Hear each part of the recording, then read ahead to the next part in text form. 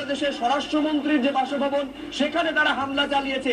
অর্থাৎ পরপর এই ছবিগুলো যে পরপর যা উঠে আসছে তা সংঘর্ষ এগুলো থেকে বিরত হন। আমি নিশ্চিত যে আপনারা যদি চলেন, আমাদের সাথে যদি একসাথে যদি মারামারি করে এই সংঘাতের মাধ্যমে আমরা আর কিছু অ্যাচিভ করতে পারবো না, আর কিছু আমরা পাবো না। সুতরাং দয়া করে আপনারা সমস্ত ধ্বংসযজ্ঞ, সমস্ত অরাজকতা, সমস্ত সংঘর্ষ থেকে বিরত হন এবং ইনশাআল্লাহ আমরা সবাই মিলে একটা সুন্দর ভবিষ্যতের দিকে আমরা অগ্রসর হব।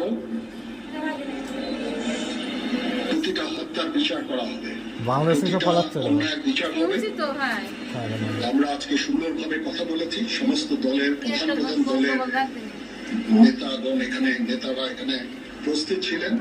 আমি ওনাদের ইনভাইট করে